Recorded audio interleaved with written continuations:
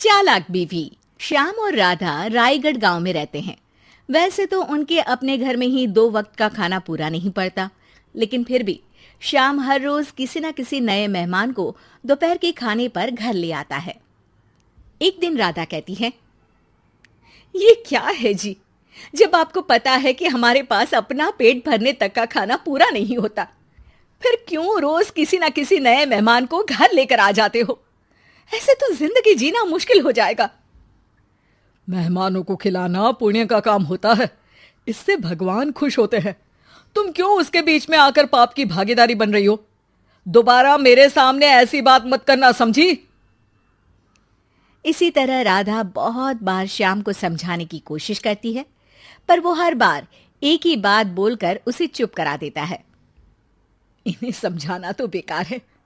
मुझे ही कोई ऐसी तरकीब सोचनी होगी जिससे मेहमान अपने आप ही यहां आना बंद कर दे। राधा तरकीब सोचने में लग जाती है और इसी तरह कुछ दिन बीत जाते हैं। एक सुबह श्याम बिना कुछ बताए जल्दी घर से निकल जाता है और राधा अपने काम में लग जाती है। कुछ घंटों बाद श्याम अपने एक दोस्त के साथ घर वापस आता है। सुनो राधा, आज दोपहर के लिए 3 मेहमानों का खाना बनाकर रखना, और याद रखना उनकी खातिर में कोई कमी ना हो। श्याम की बात पर राधा हैरानी से उसकी तरफ देखने लगती है, लेकिन दोस्त के साथ होने की वजह से कुछ बोल नहीं पाती। घर में तो ठीक तरह से 2 लोगों के खाने लायक तक दाल चावल नहीं है, और इन्हें मेहमान बुलाने हैं। बस अपना अपना बोलते हैं, दूसरे की तो कभी सुननी ही नहीं है। क्या करूं मैं?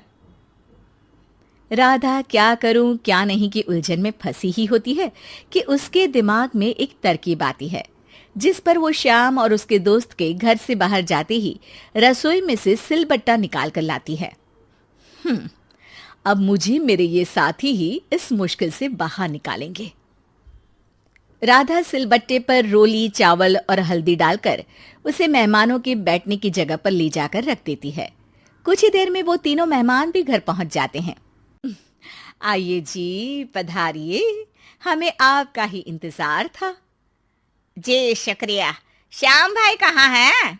वो ना बस आते ही होंगे, तब तक आप बैठिए ना। जैसे ही वो तीनों अपनी जगह पर बैठते हैं तो सामने पूजा किए सिलबट्टे को रखा देख असमंजस में पड़ जाते हैं। और बहन, ये सिलबट्टे की पूजा कर इसे यहाँ क्यों रखा है? क्या ये आपके यहाँ का कोई रिवाज है? अरे नहीं नहीं, वो तो मेरे पति की मन्नत है, इसलिए पूजा की है। हैं? सिलबट्टे पर कैसी मन्नत?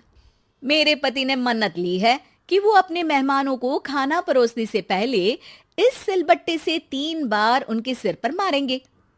राधा की ये बात सुन तीनों मेहमानों के चेहरों की हवाइयां उड़ जाती है, जिसे देख राधा मन ही मन हंसती हुई उन्हें दिलासा देते हुए कहती है, अरे आप लोग फिक्र मत कीजिए, ज्यादा तेज नहीं मारेंगे, बस 3 बार जरा सी थपकी।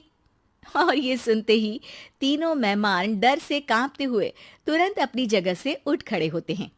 अरे अरे, आप सब उठ क्यों गए? मेरे पति बस आते ही होंगे, फिर सब साथ में खाना खाइएगा। अरे जी नहीं, हमें कुछ नहीं खाना। ये कहकर तीनों मेहमान बिना एक पल की और देरी किए घर से बाहर भाग जाते हैं, जिन्हें जाते हुए घर के अंदर आता श्याम देख लेता है। अरे वाह राधा, उन तीनों मेहमानों ने तो बड़ी जल्दी खाना खा लिया। नहीं ना, बिना खाए ही चले गए। अरे वो क्यों? क्योंकि वो खाने से पहले मुझसे ये सिलबट्टा मांग रहे थे, तो मैंने बोल दिया कि मेरी माँ ने दिया है, मैं नहीं दे सकती। बस फिर वैसे ही चले गए। राधा की बात सुन श्याम गुस्से से लाल होकर उस पर चिल्लाने लगता है। तुम पागल हो क्या? मेहमान को नाराज कर दिया। मेहमान जो मांगे उन्हें वो देना हमारा फर्ज है। इतनी सी बात तुम्हें कब समझ में आएगी? मैं अभी उन्हें ये सिलबट्टा देकर वापस घर में ले आता हूं, तुम खाना तैयार रखना। अब श्याम सिलबट्टा उठाए घर से बाहर निकल जाता है और मेहमानों को ढूंढना शुरू कर देता है, जो उसे पास में ही एक पेड़ के नीचे बैठे दिखते हैं। श्याम उनके पास पहुंचने ही वाला होता है कि वो उसे सिलबट्टे के साथ आता देख दोबारा भागना शुरू कर देते हैं, जिस पर श्याम भी उनके पीछे भागने लगता है। अरे रुको, मैं आप लोगों को ये देना चाहता हूँ। अरे आप लोग रुको तो सही। अरे भाई, ये तो हाथ धोकर पीछे पड़ गया है। अरे जुबान कम और पैर तेज चलाओ। वो तीनों पिटाई के डर से और ज्यादा तेज भागने लगते हैं। इसी तरह तीनों मेहमान आगे आगे और श्याम सिलबट्टे के साथ उनके पीछे पीछे पूरे गांव में घूमते हैं, जिससे धीरे धीरे गांव में ये खबर फैल जाती है कि श्याम दयालु और उदार इंसान तो है, लेकिन अब से वो किसी की भी मेहमान नवाजी से पहले सिलबट्टे से 3 बार उसके सिर पर मारेगा, जिसके प्रभाव से अब लोग उसके घर खाने पर आना बंद कर देते हैं। मैं तो उन्हें सिलबट्टा देने जा रहा था और लोगों को लगा कि मैं मार रहा हूं। कितना बड़ा बेवकूफ हूं। अब मेरी ही वजह से कोई यहां खाने पर आने के लिए तैयार नहीं है। इस तरह राधा अपनी होशियारी और सिलबट्टे की मदद से श्याम के मेहमानों वाली आदत से छुटकारा भी पा लेती है और घर की शांति भी भंग नहीं होती।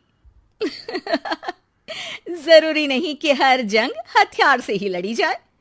कुछ के लिए सिर्फ दिमागी चाल ही काफी होती है, और अगर शांति के साथ अच्छे से दिमाग लगाकर सोचा जाए तो मुश्किल से मुश्किल समस्या का समाधान मिल ही जाता है।